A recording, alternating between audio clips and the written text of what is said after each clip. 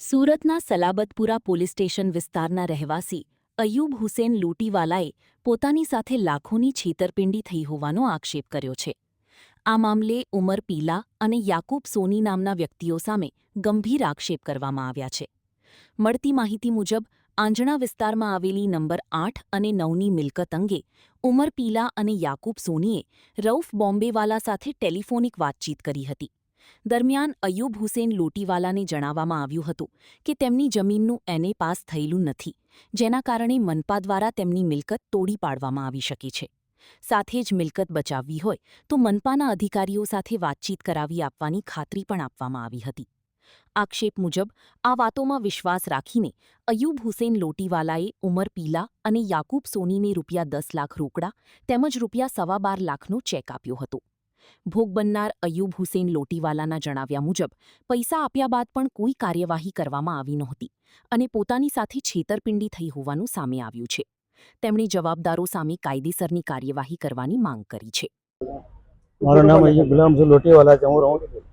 મારું નામ અય્યુબ ગુલામ હુસૈન લોટીવાલા છે અને હું સલાબતપુરા અમદાવાદ પોલીસ સ્ટેશનની પાસે રહું છું.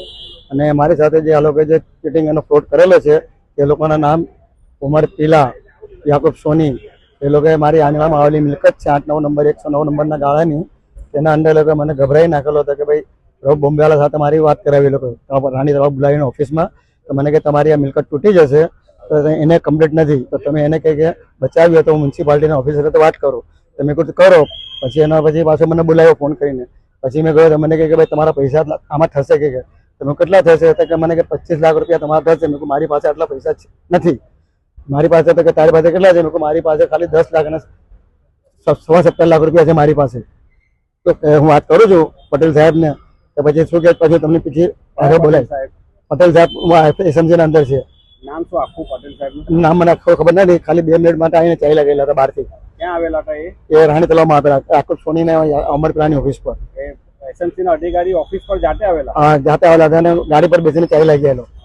પછી મારી સાથે કહી કે ચલો આટલા પૈસા છે, પતાવો તમારા કાકાનું કામ કરવું છે. તો પછી એ લોકો હા હવાલો કરી દીધો અને પછી મને કહે મને પૈસા પહોંચતા કરી દો. આ લોકોને યાકૂબ સોની ઉમર પીલા ને તો મેં એ લોકોને 10 લાખ રૂપિયા રોકડા અને 7.25 લાખ રૂપિયાના ચેક પહોંચતા કર્યા છે. પછી પાછા 1.5-2 મહિના થયા રઉફ બોમ્બે આ લોકોનો ફોન આવ્યો. કોનો? યાકૂબ પીલાનો ઉમર પીલાનો, યાકૂબ સોનીનો ઉમર પીલાનો. તો મેં કીધું કે ભાઈ હવે શું છે પાછું નવું? કે આ તારી ઓફિસ તૂટી, આ તારું કારખાનું તૂટી એવું છે કે હવે તું એને વેચી નાખ. તો મેં કહું કામ એમ પાર્ટીને શોધવા જાઉં ના ઓલું મગજમારીમાં? તો પાર્ટી અમારી પાસે રેડી છે, અમે તેને સારી કિંમત અપાવી છે. તો મેં કહું ચાલો ભલે વાત કરો. તો તમારે નીચેનું વેચવાનું છે, આ ભોઈ ચડીને પહેલો માળ, બીજો ત્રીજો માળ તમારે વેચવાનો નથી. અને દસ્તાવેજ કરો, આ પાર્ટી જે છે પૈસા તમને આપી પણ દેશે અને તમારું કારખાનું મિલકત પણ બચી જશે. તો મેં આ ઓલો કરીને સોદો કર્યો. અમારા સોદો થયો એટલે પછી આ લોકોએ દસ્તાવેજ કરે કમ્પ્લીટ કર્યો. દસ્તાવેજની અંદર મને જે વ્હાઇટના રકમ આવેલા હતા તે પણ ઉમર પીલાના ખાતામાં આ લોકોને મળી ત્યાં અંદર તે પણ 1 કલાકના અંદર ટ્રાન્સફર થઈ ગયેલા હતા એ પૈસા પર.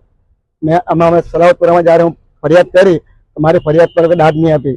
રવિન્દ્રભાઈ બાલાભાઈ અને વારિસ મલેક જેની શંકાસ્પદ ભૂમિકા છે એ લોકોએ મારા પર ગુનો દાખલ કરી દીધો. મારા 15 દિવસ પછી પેલા લોકોની ફરિયાદ આવી, આદિલ કાપડિયા, ઇલિયાસ કાપડિયા અને હવાભાઈ કાપડિયાની. એ લોકોએ મારી ફરિયાદ રદ કરી દીધી. મેં એ લોકોએ ફરિયાદ લઈ લીધી એ લોકોના પૈસાના અંદર. મારી પાસે માંગેલા હતા 15 લાખ રૂપિયા. મેં કહ્યું મારી પાસે કંઈ નથી ભાઈ, હું તમને પૈસા નહીં આપી શકું. તો એ લોકોએ મારી ફરિયાદ લઈ દીધી, બદતર કરી દીધી ને એની ફરિયાદ લઈને મને આપણે જ્યુડિશિયલ કસ્ટડી મોકલ્યો 17 દિવસ માટે. પછી અમે લોકોએ જમાનત લીધી અને પછી અમે અત્યારે બેલ પર બહાર છે.